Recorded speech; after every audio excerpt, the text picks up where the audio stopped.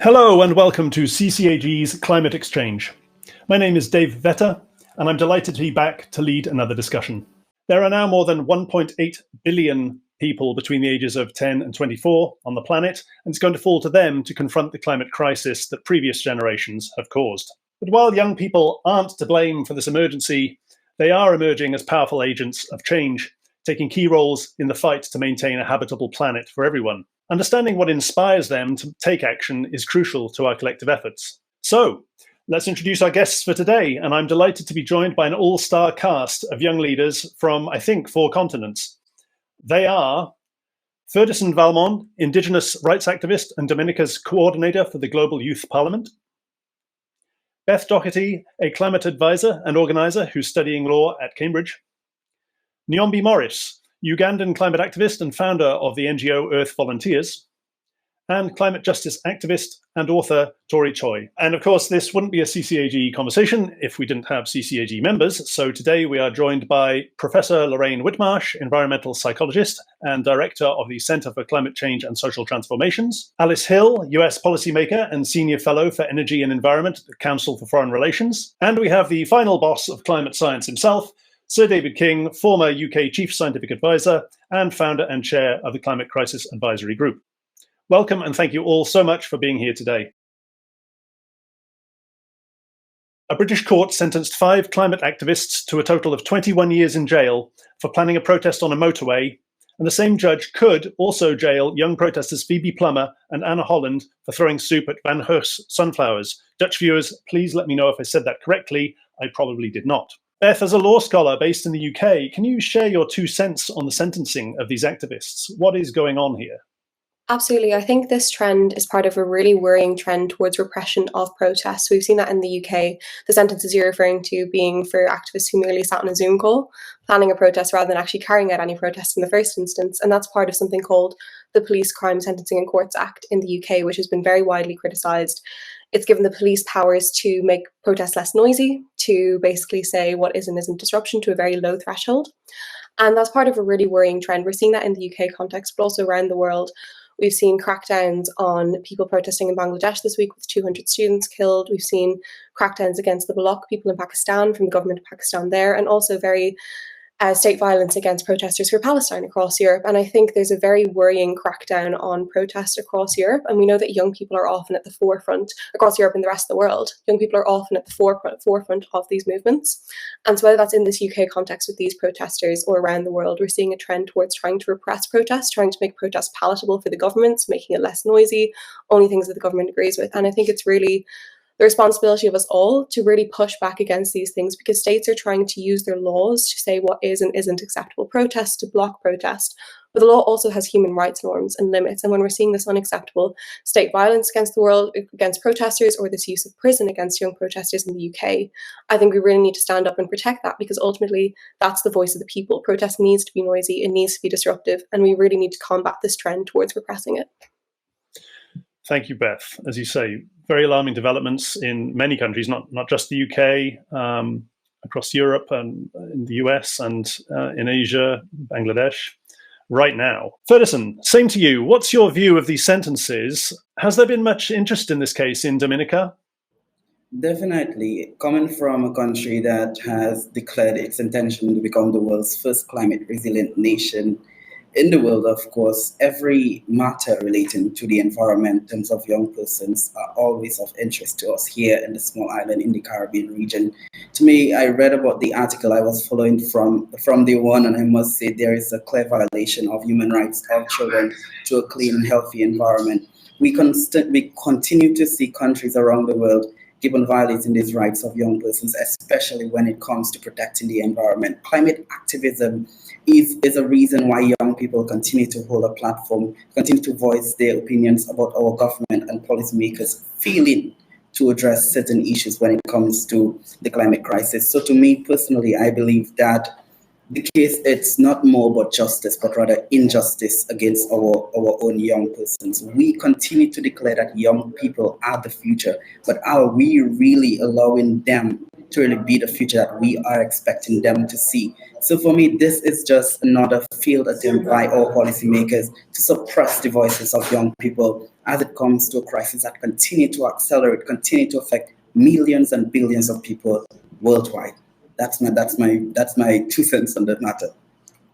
Thank you very much, Ferdison. As you say, it sounds from what you say that it is unlikely to be successful in suppressing the passions of young people around the impacts of climate change and the challenge ahead. Turning to Nyombi. Nyombi, what did you think when you saw these climate protesters being sent to jail for such a long time? Yeah, thank you so much for the question. It was actually a very huge disappointment because when you look at the time frame young people have been demanding, and when you look at the climate breakdown that has been happening for over the past 50 years, it has made young people to feel hungry and at the same time betrayed. So when you arrest them, it doesn't mean you have arrested the entire climate movement, because the demand is real. Fossil fuel companies are maximizing out profit, and hundreds of millions in global south countries are facing the price. So our government must commit to sign legal binding on fossil fuel treaty, because if we are serious about the climate crisis, then we have to listen to people like activists who are trying to open up the world to understand that climate change is real and is happening. So I looked at it and I was like, they think they can arrest us, or like they can't arrest us all. When you arrest the two, others are going to come back. And I think they will win even this case. They will not be there for so long. That's an excellent point. Thank you, Nyombi. As you say, they can't arrest everyone. Tori, what was your initial response to these sentences, and why do you think they were so severe? Thank you. Yeah, I think like most climate activists or anyone who is involved in activism here in the UK, we were quite horrified by the results. I don't think that it was just by any means. I think that it shows that the UK is kind of moving more towards draconian laws and fear tactics to try and quash the environmental movement, specifically those who employ direct action, from Just Stop Oil to XR. And, part of me feels like this sentencing was so harsh because they're starting to reckon with how powerful we're becoming. And they're starting to appreciate that this is only going to become more and more common as the ecological and environmental crisis worsens. And I feel like this is quite a poor attempt at trying to instill some fear in the general population as a means of deterring them from doing more direct action. But actually, I think what they've done is maybe it will backfire. I don't know. The next few years will tell. But yeah, shocked and horrified. And as someone who comes from Hong Kong, where protesting is practically illegal, it's a rather sad thing to have moved to the UK in hopes of seeking perhaps more political freedom, and seeing that that is not the case for many of the people that I organise with. Would any of our CCAG panellists like to buzz in with their reactions to the jailing of the climate protesters? Sir Dave, let's hear from you. I think if we look back into the past and we see developments that have been really progressive and that everyone accepts are progressive, look at the women who were jailed for protesting that they didn't have the vote. How many people are now saying that was a bad idea, they shouldn't have been jailed? And how many people are actually saying they should have jailed all of women? Right, so it's an absurdity. What I'm really concerned about is these people are trying to deal with the biggest challenge humanity's ever had to face up to. And that challenge is faced up against by the giants of the world. The giants of the world, I mean, to say the fossil fuel deliverers, the people who whose economy depends on fossil fuels, and they have become extremely powerful. And it's an amazing turnaround that the courts in the UK are now being told, you mustn't listen to an argument that says why you were doing what you're doing. You just have to examine what they were doing and penalize them on that basis. Now, this was shocking, because just a few years ago, I was asked to appear in court to explain the severity of the climate crisis. Because in court, the judge had in front of him a group of people who were protesting in a very obvious way against the oil companies. And the judge threw the whole case out of court, and he said, I have never seen in my court such a wonderful group of people before. Right? So suddenly this gets turned around, and the judge is not supposed to allow the jury to listen to the reasons why these protests are being held. We've known about climate change and its causes for decades, but climate action has been prevented too often at the political level. World leaders have continually dragged their feet, claiming that taking action is too costly, or even that the causes of climate change are still up for debate. All the while, climate impacts hit harder. So research shows young people are deeply anxious about climate change, as we know, and they're dissatisfied with government responses to it. In front of me, I have a 2021 Lancet study that shows young people feel betrayed by their political representatives. Lorraine Whitmarsh, as an environmental psychologist, can you tell us a bit about the dissonance here, and what are some of the negative and positive effects that this awareness of climate and action is having on young people? Yeah, thanks, Dave. So the study that you're talking about was really important. It was conducted with young people around the world, and it found, amongst other things, not just quite high levels of climate anxiety amongst young people, but really importantly, that climate anxiety was significantly related to this feeling that governments are not doing enough on climate change, and that young people feel betrayed by leaders. So this sense of moral injury, that leaders have a duty to protect the most vulnerable in society, including young people, but that they are not doing so sufficiently. And yet these young people in particular, there may be little that they can do about it. They have less agency than adults and older age groups. This feeling of kind of helplessness that young people might be feeling in relation to this then exacerbates climate anxiety. And we do see that climate anxiety is significantly higher amongst young people. On the other hand, we've also got now a wealth of evidence that shows that climate anxiety is significantly related to taking more climate action at the individual level. People that have higher climate anxiety tend to take more action. So it seems like it is also a motivator to do something about climate change. People have to have some degree of worry about the issue to actually want to do something about it. And the evidence is also emerging that actually the more we can take action with like-minded people as a group, as a collective, the more likely we are to sort of feel that we can effectively tackle climate change, overcoming this feeling of helplessness that often is what's underlying climate anxiety, as well as giving people kind of a sense of social support, being with like-minded people. So I think that's the sort of double-edged sword of climate anxiety, actually, that it kind of derives from maybe a feeling of sort of helplessness on the one hand, but taking action can actually help to overcome that. Thank you very much indeed, Lorraine. That's a very good point. The fact that it's that very inaction from our elected representatives that is creating more anxiety. I think that's often forgotten. So let's return to our young leaders. Climate activism isn't only about disruptive protest, it's moving into all sorts of other areas, such as climate litigation, with activists taking industry giants and even governments to court over their behavior. I'd like to know how you all see the effectiveness of these different forms of activism, from street protests to school strikes to courtroom battles. Let's turn to Nyombi. Nyombi, where do you see yourself within climate activism, and how has your activism changed since you began campaigning? I can say in the beginning, it was all about striking, going to street, protesting, raising cardboards.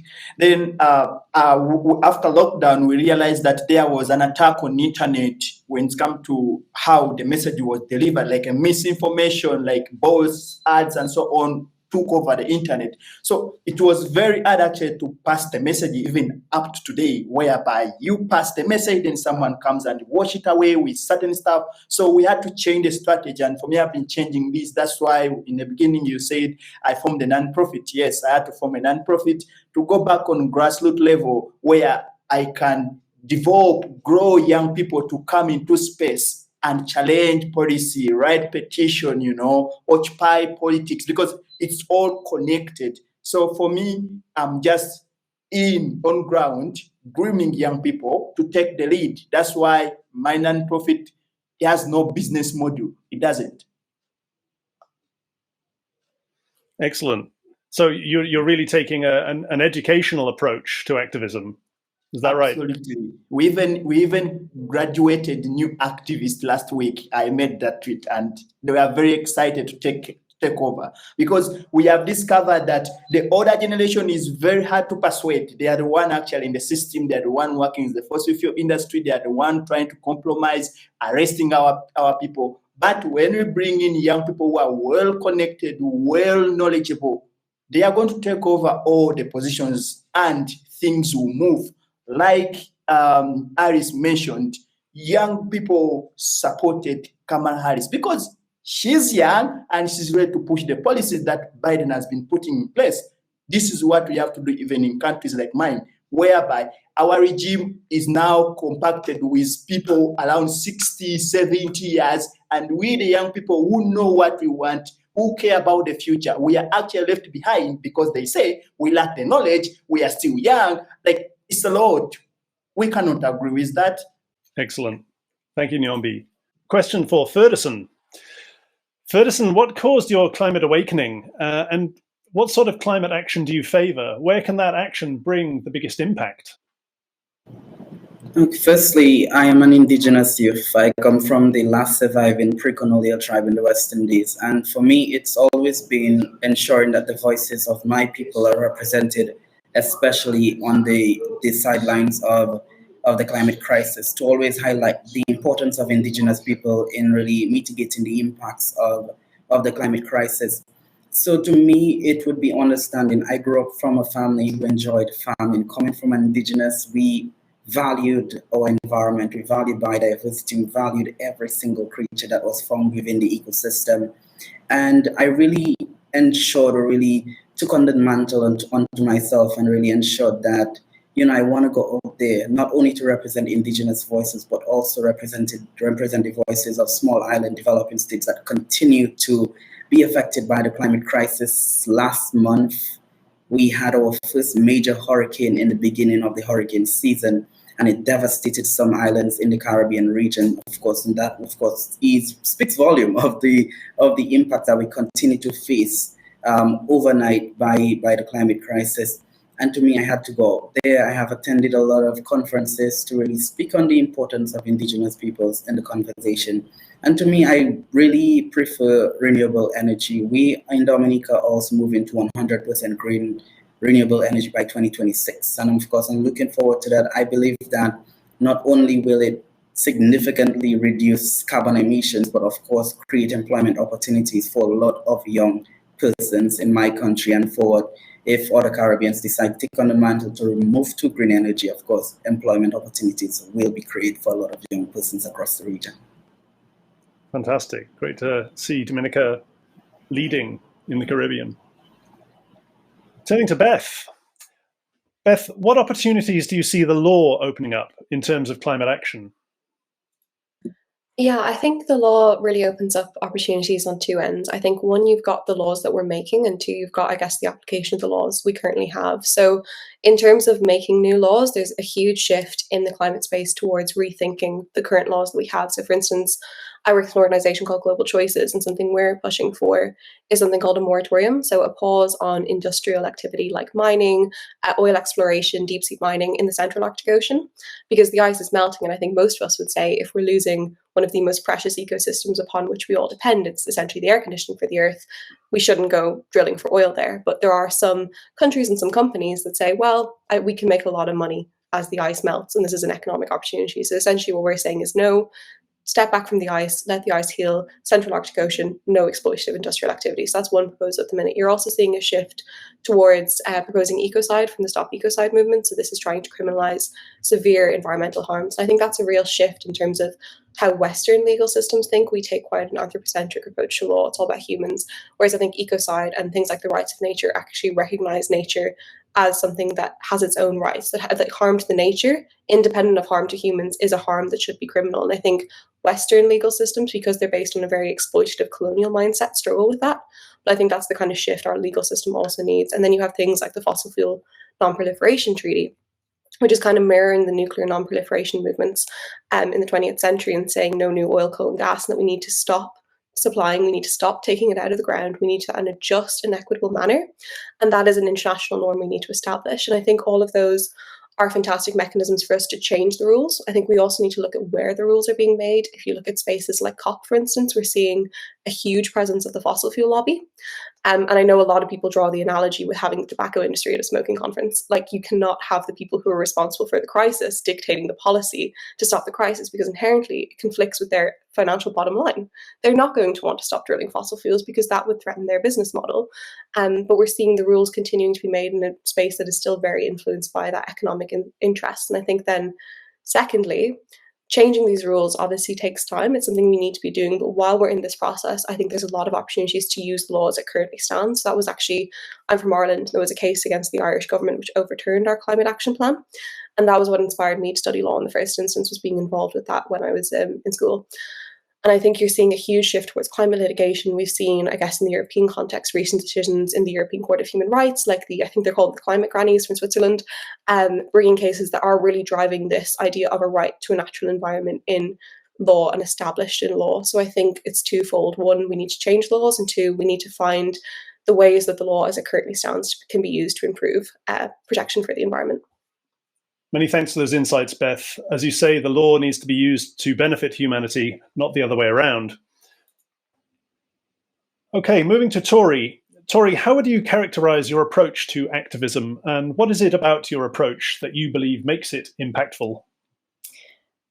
Yeah, that's a great question. I often call myself a Swiss Army knife. I think that I have many theories of change, and I think being adaptable to specific circumstances is probably the way that I navigate my activism. And I think that that's worked for me thus far. I think it's important to be able to communicate with audiences according to the way they understand climate change and to gauge what will have the greatest impact.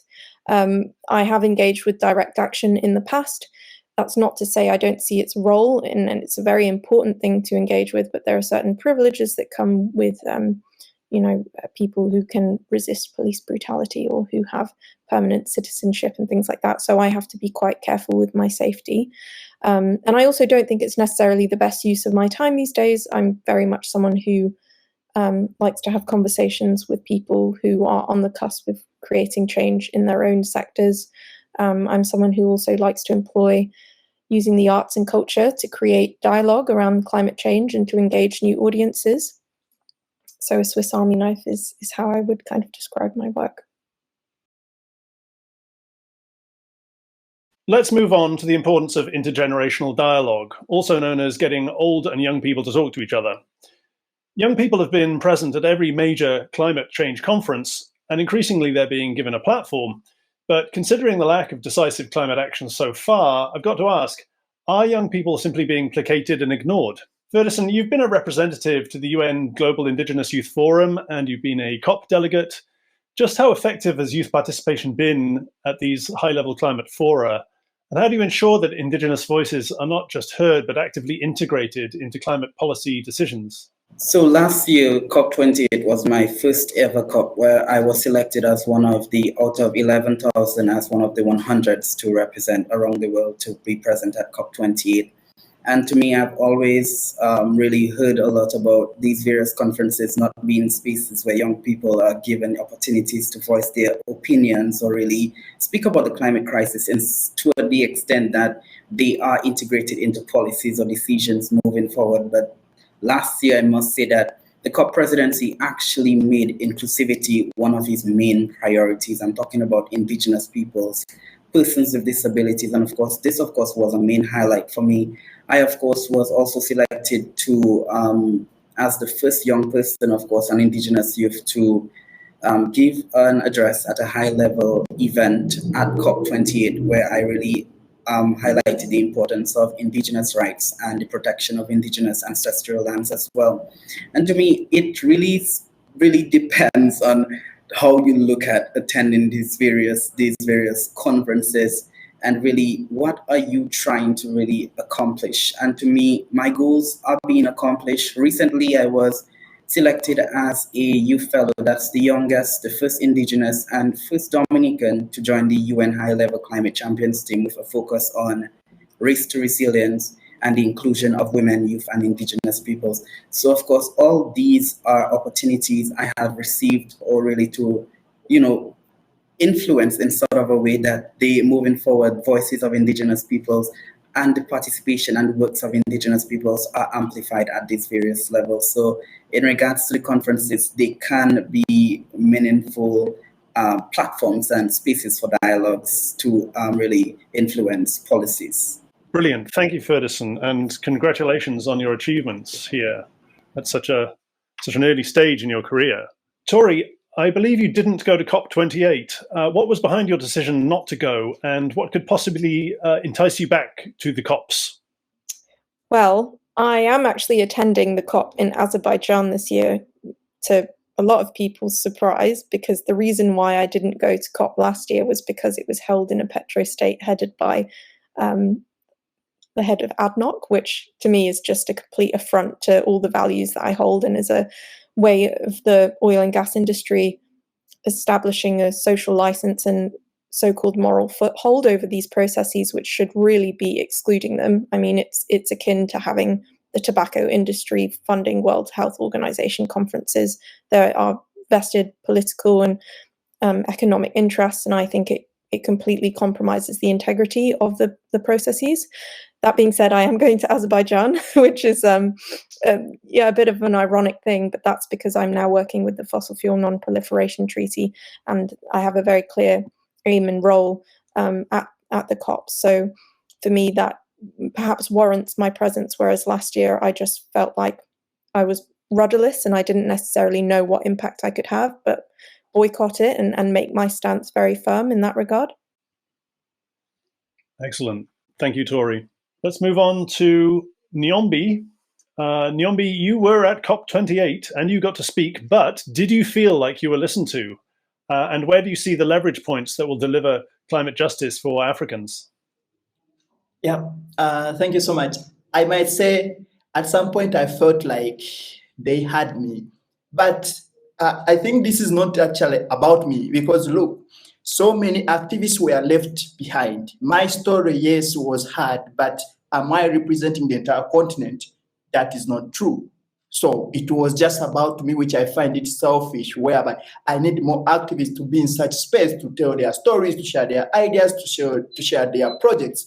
That was somehow okay to me, but it's not enough. When we go to another thing, we managed to win something as activists, because as the conference was coming in, we knew it's going to be in Dubai, where fossil fuel is their top meal every day, breakfast, lunch, and so on. So we said we are going to demand for loss and damage. And as Global South and Global North, we came together and pushed for this. In the end, we won at some point, whereby it was added on the agenda. But adding it on agenda without telling us who is going to pay, when, and how much, still it was somehow like a lie.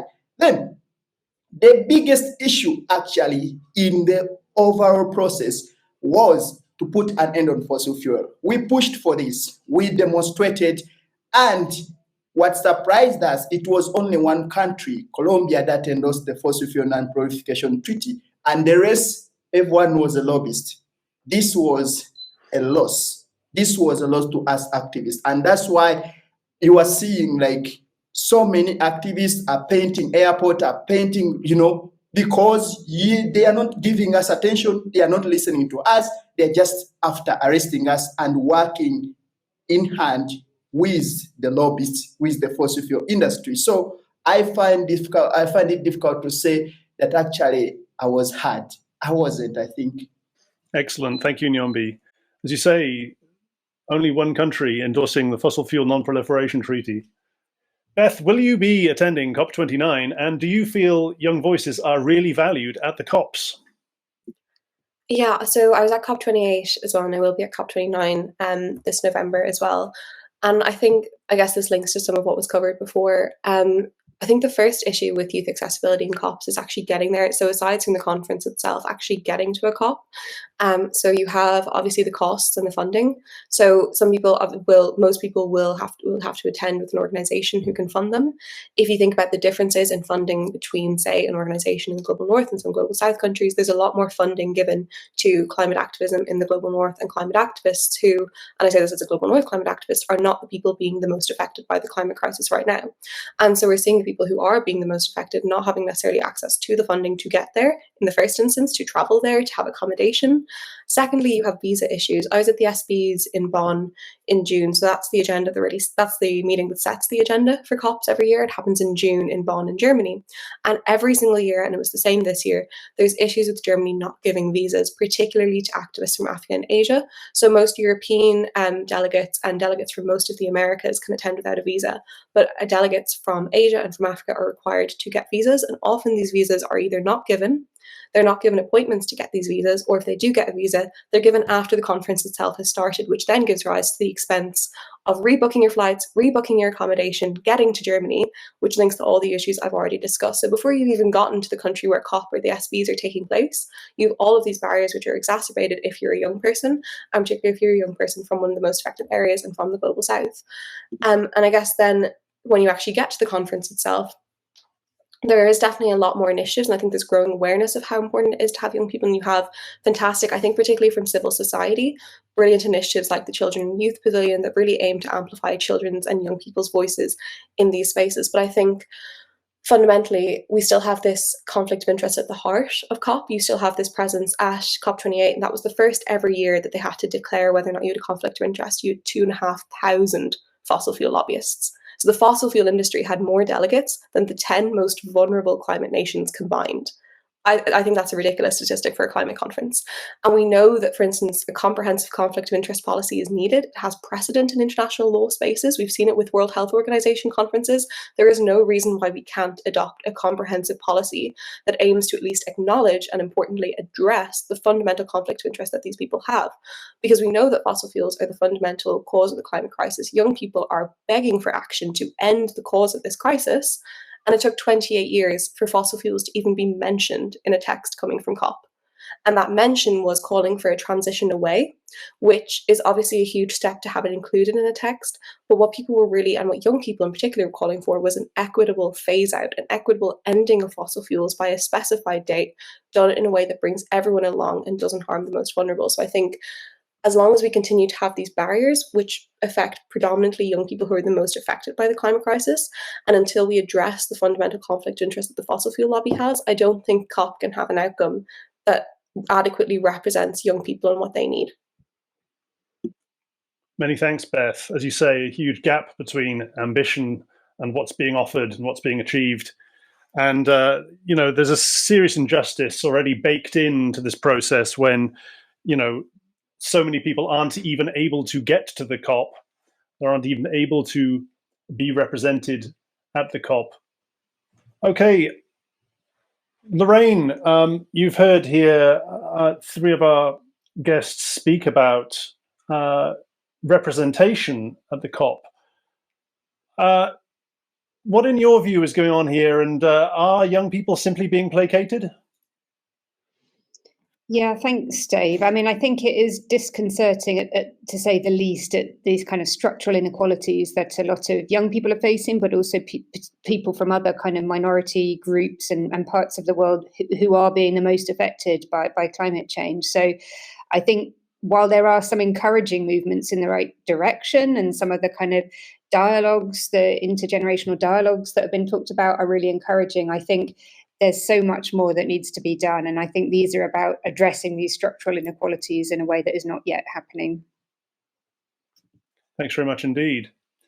Alice Hill, could I turn to you and ask the same question? And what are your thoughts going into COP29? I have the same concerns that have been expressed here. We need to see much more urgent action, and it seems like a lot of promises are made, but there often isn't accountability for what will occur. And I personally, when I was in Sharm el-Sheikh in Egypt for the COP, I met a young activist, an American activist, who described many of the problems Beth has been describing, but also harassment while she was there. And she felt frightened for herself. It was heartbreaking to me. I wanted to also mention something Beth was discussing, the litigation. We are seeing an explosion of litigation across the United States, as well as across the world on climate. Some of it driven by older people, as Beth has said, the Swiss grandmothers, and then some of it by younger people, the Children's Trust and others in the United States. I used to be a judge, and I think it's exciting to see lawsuits filed, including lawsuits by governments in the United States, state and local governments, to hold fossil fuel companies accountable for the harm from climate change. But one of the things I have noticed is that it is very slow. The wheels of justice turn slowly. We have seen in the United States a Supreme Court that is seeking to reduce regulation in the climate space.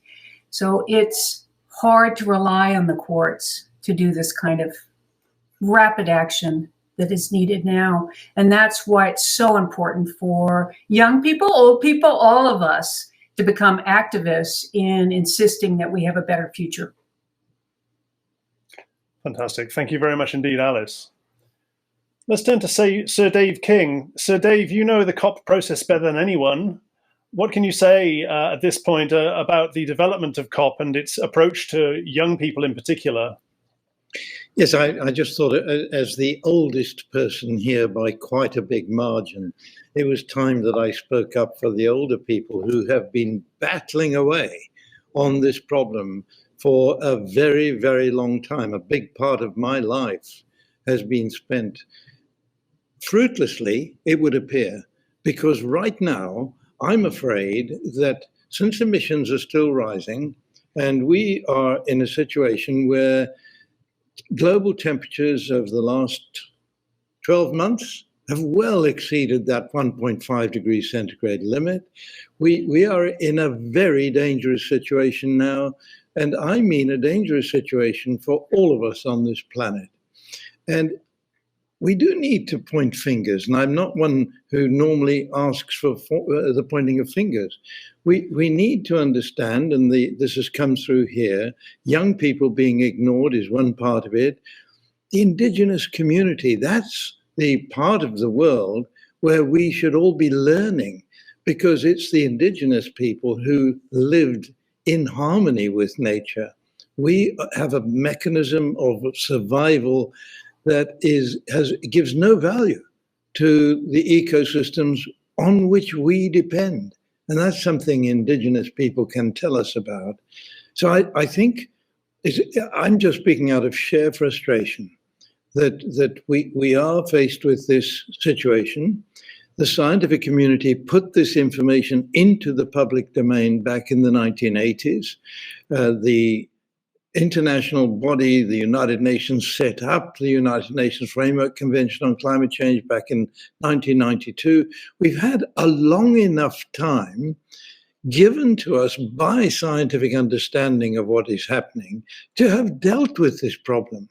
So I'm just speaking out of sheer frustration, but I think the younger people are equally faced with sheer frustration, and that's what Lorraine was pointing out. So I think what we need to understand, the giants are in control. Those giants are the people with a lot of money. I love this figure that just 15, 20 years ago, 60 of the wealthiest people in the United States had as much wealth as 50% of the global population. Today, that number is 8. 8 wealthy people have as much wealth as 50% of the global population. Now, that sort of disparity in wealth is matched by disparity in power. And these people have been making at least a good number of them their wealth out of the oil industry. So what we have is democracy massively perverted by this disparity in wealth. And I am now becoming rather critical of the way the capitalist system is operating. This neoliberal capitalism, which allows wealthy people to put all their money in places where they're not taxed, this capitalist system that allows the disparity in well-being across the world to be what it is today. It's a crime of humanity against humanity. And it isn't humanity against humanity. Let me correct myself. It's wealth creation against the well-being of humanity. And what I'm pushing for now is the creation of an ecological civilization.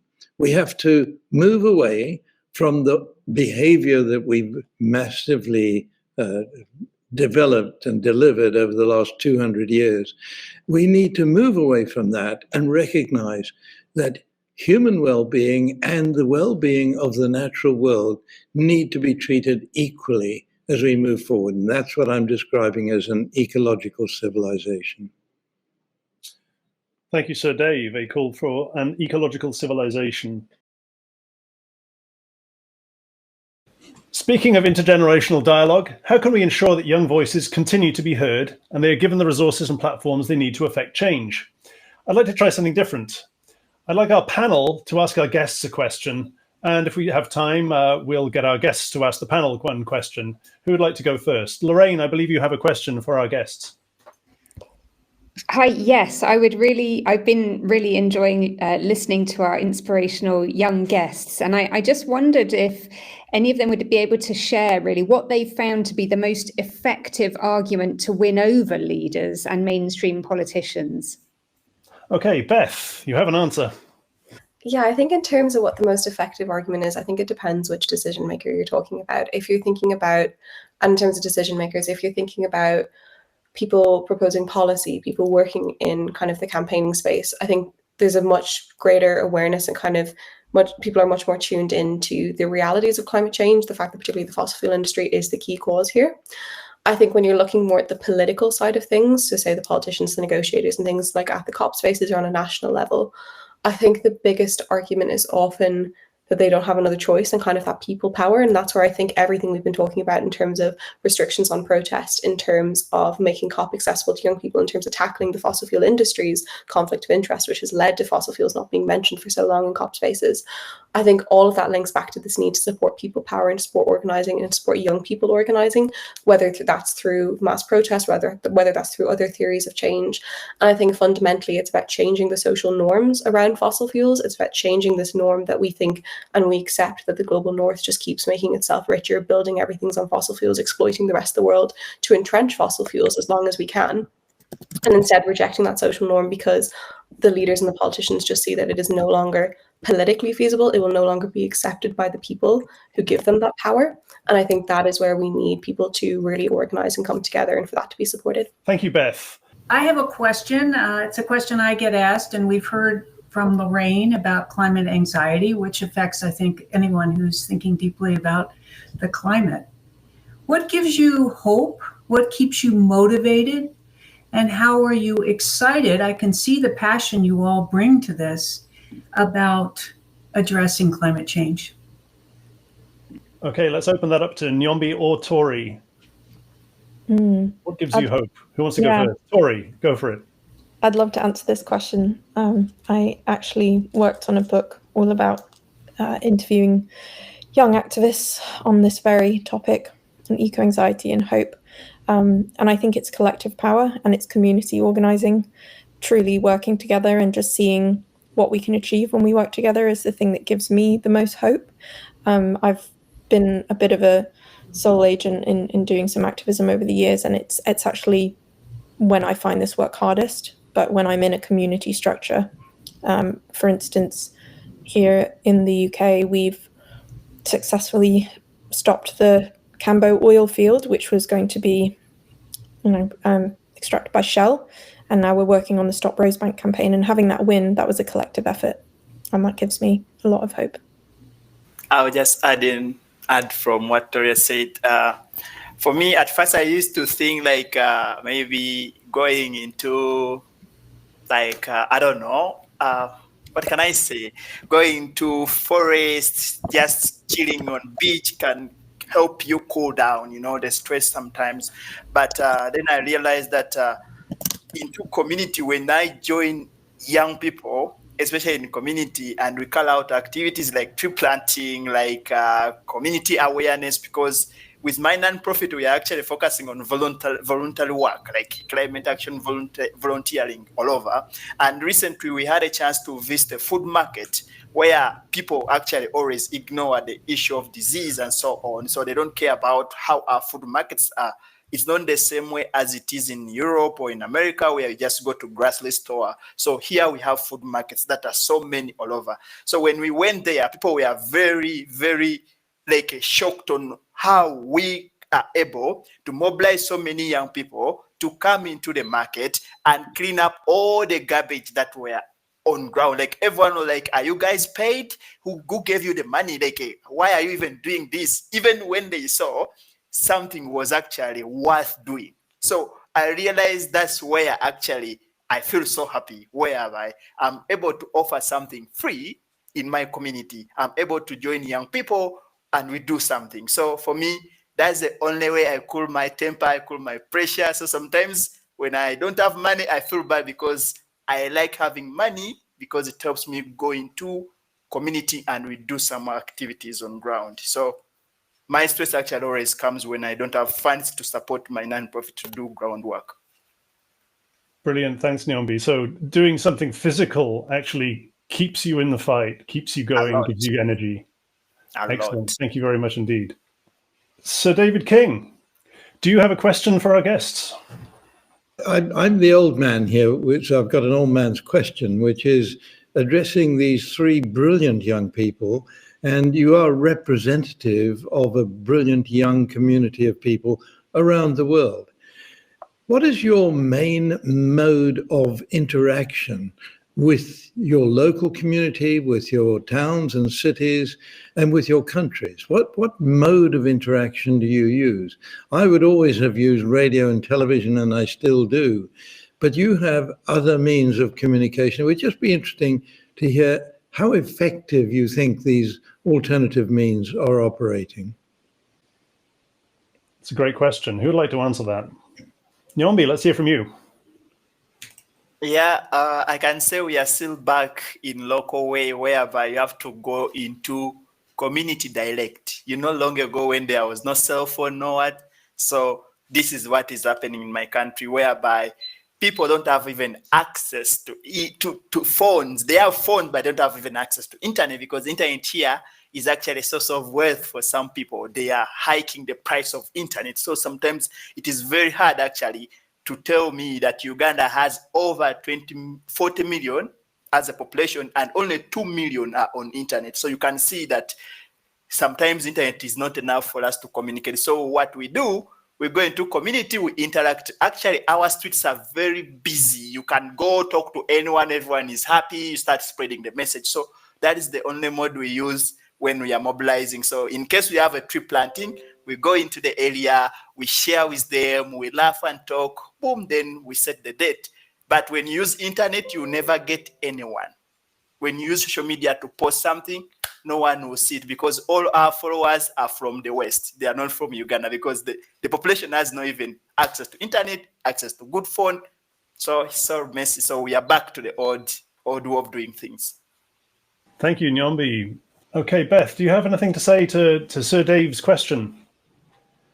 Yeah, I guess very briefly, I think it does definitely depend what context you're operating in. I think young people, particularly those of us like in the global north, are the privileged to have access to internet. Social media has been a very powerful tool.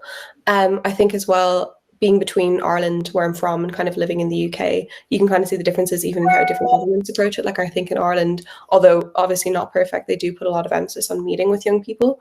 Whereas I guess the old UK government, amongst their many flaws, did not really prioritise, I guess, climate justice and engagement with young people to the same extent. I think we see that through the laws like the Police Crime Sentencing Courts Act, which permitted those sentences we talked about at the start. So I think it really depends. I think between government and young people, those meetings between I guess decision makers and young people are absolutely crucial to have those voices heard, but also I think young people being able to galvanize themselves, whether that's online or through social media tools as well. And Tori, as someone with a rather large social media following, what do you say to Sir Dave's question, and how are you communicating nowadays? Yeah, it's interesting. I do use social media, evidently, and it has been an incredible tool to galvanize people and to also disseminate information. But I'm also really starting to question its role in my life and also in how I work in the movement. I do think that being on the ground and meeting people in real life is sometimes can be more impactful. There are accessibility requirements that make using social media sometimes more accessible. But I do feel like with the trajectory that my activism is heading, I tend to engage more with community organizers on the ground and also engage with people at events, whether that be conferences or summits and symposiums.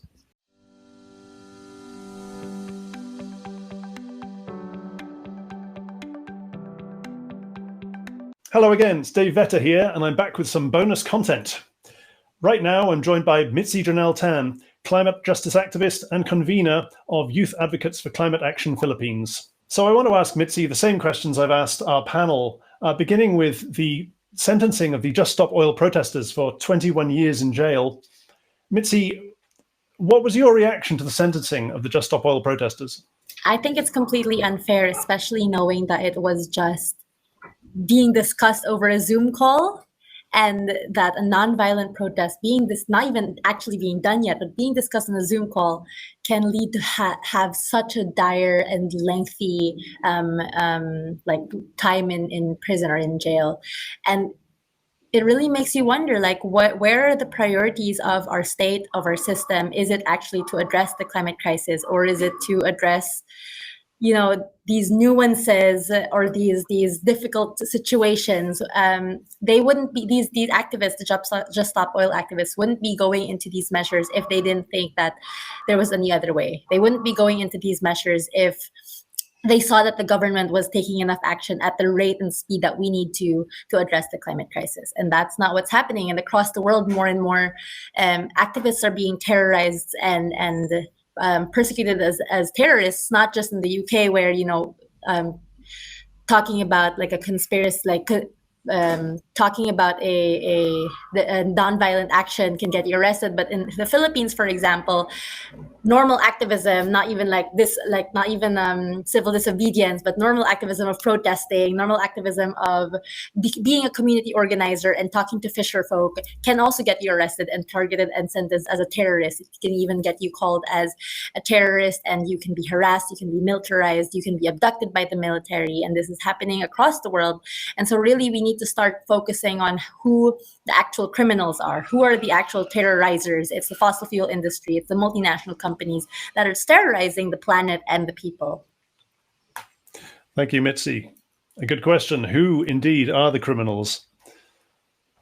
So, as I said to our guests earlier, climate activism isn't only about disruptive protest, it's moving into all sorts of other areas, including climate litigation. And I'd like to know how you see the effectiveness of these different forms of activism. So for you, Mitzi, what was it that brought you to activism, and where do you see young people succeeding where so many older people and older generations have failed?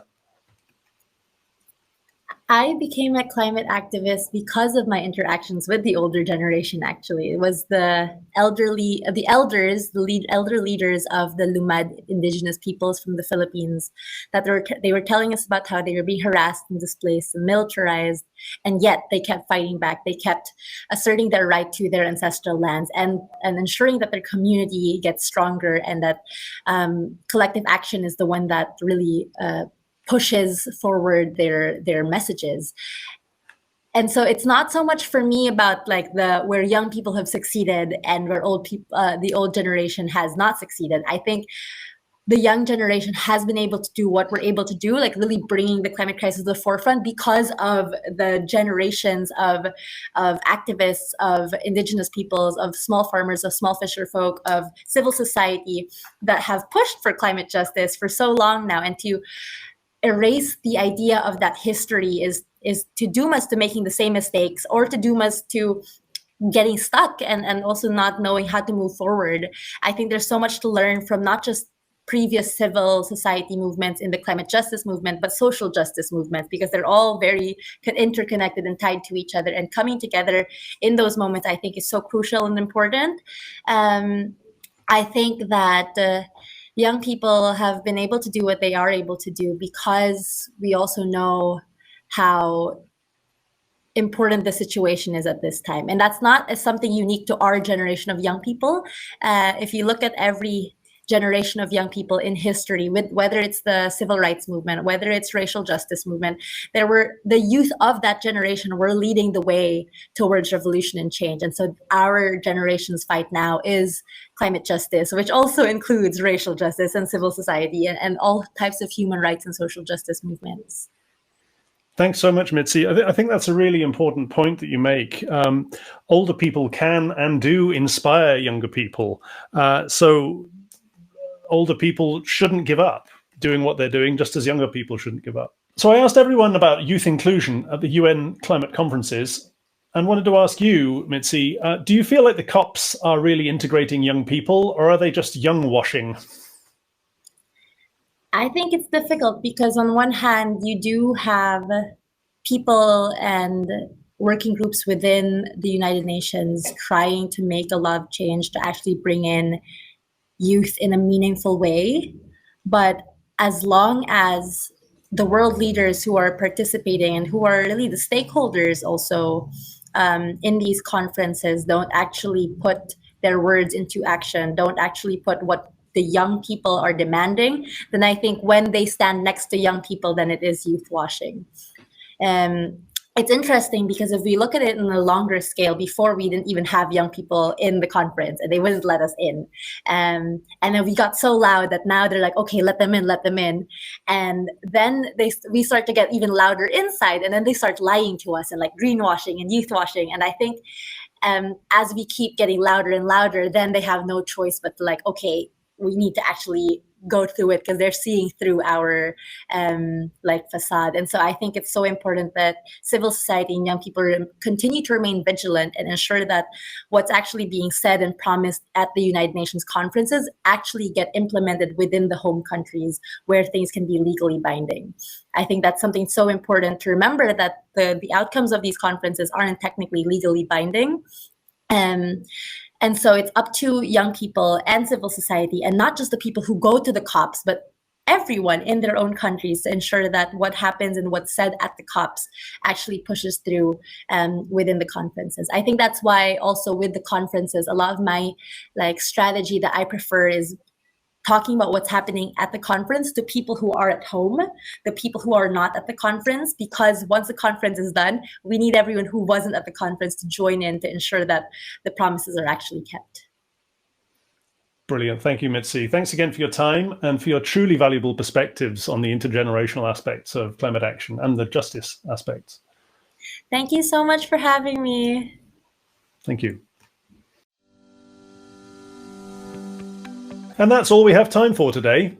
This has been a truly valuable session, I think. A huge thank you to Ferdison, Beth, Nyombi, Tori and Mitzi for joining us today, and to our members, Alice, Lorraine and Sir Dave. Finally, thanks to all of you tuning in from home. If you haven't already, please like and share this video wherever you can, subscribe and help get this content out there. We look forward to seeing you next time. Goodbye.